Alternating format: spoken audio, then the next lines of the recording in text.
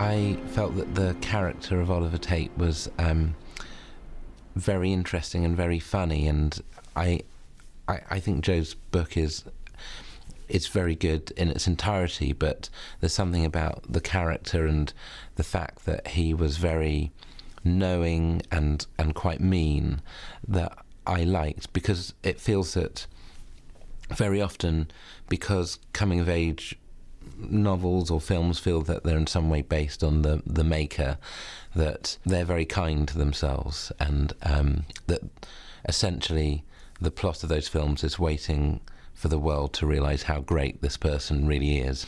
But I like that this was a character that was compromised in a way, and very self-regarding and puffed up and as stupid as an adult. Right, okay, just don't open them, I'll tell you.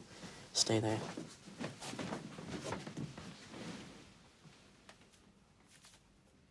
What now?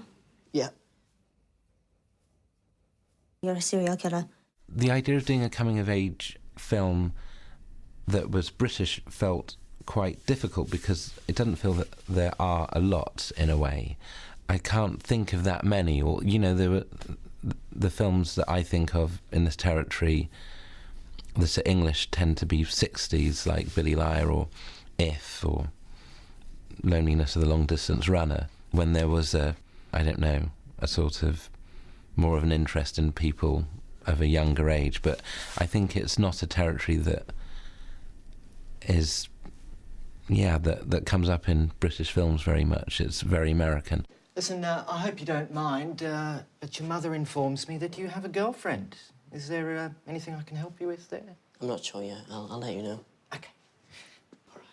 Yes. Listen, look, I know you think I'm very boring, you know, but once I ripped my vest off in front of a woman, and it was very effective, actually. The book is first person, and so the core of it's testimony and having someone who isn't necessarily the most objective distiller of the experiences that have happened.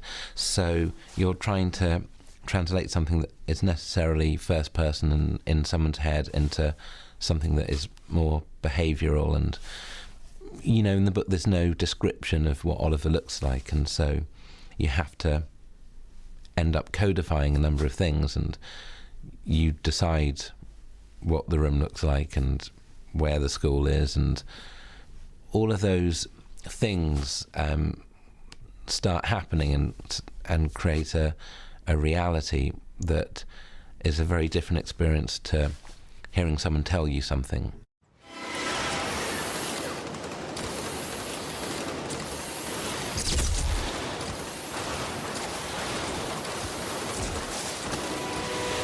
The DP, Eric Wilson, hadn't done a lot of films before, and so we were both, I guess, quite new to making films. And then you have more experienced people around, and, you know, Sally and Paddy and Noah have been in so much stuff. And I think it's one of those things that, because the particular problems of each film are so different, I don't know that you necessarily just get better. And that's the terrifying and worrying thing about it, is that each time you do it, you'll really know better than you were, because you can't bring the lessons of a previous thing to this because they're inappropriate. And in fact, they might be dangerous, the idea that you already know what you're doing, because no one really knows. I mean, I think John Ford knew what he was doing, but maybe that's about it. You know, I think maybe when you've made 200 films and you don't even need to look through the camera and you just go 30mm over there, James Stewart's going to walk through. It's going to be great. To us, and a wonderful evening of lovemaking.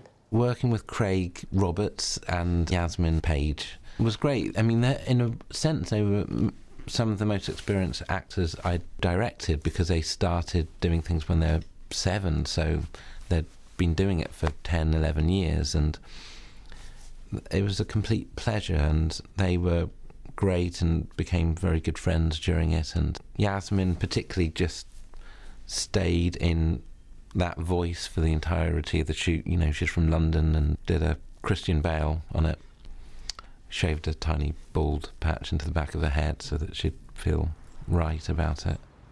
Now kneel down. Please, Jordana, what is this? Kneel down.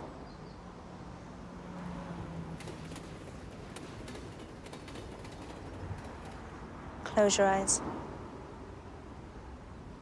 You have a plan of things and then things change a bit in the edit, but I mean, in terms of the different styles, that was always going to be what we were going to try to do, and especially through the idea that he was viewing everything as a film, that was going to be the glue.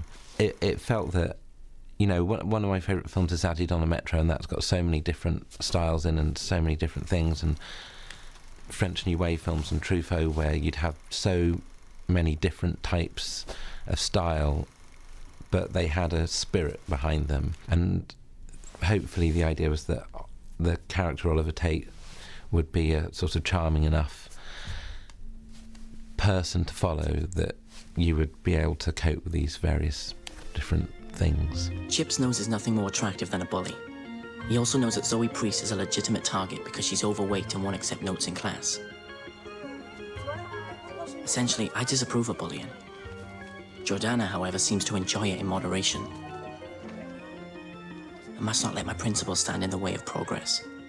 I must be willing to adapt. Because the film's seen through Oliver's eyes, I suppose the parents have, and I think Yasmin does, have, in some sense, they have a harder job because they have to exist as real people and as real characters without there necessarily being as many clues in the book or the script. And so, in a way, there was more work for them to do and more work that you do with them that's left off screen, really. He still finds you attractive. He still wants to make love to you. Are you making this up, Oliver?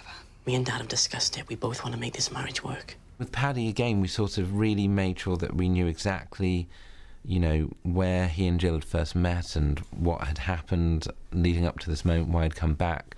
You know, this whole other strand of things that isn't in the film, because it very easily could be a sort of caricatured performance. And I think, you know, Paddy is someone who completely internalises something, and once he knows what the mechanics of it are, can seemingly infinitely improvise within the parameters of it. Paddy's just, I've always found him very funny, and he just is naturally, yeah, a great improviser, and always knows how to be funny without looking like he's trying to reach for something because it's funny.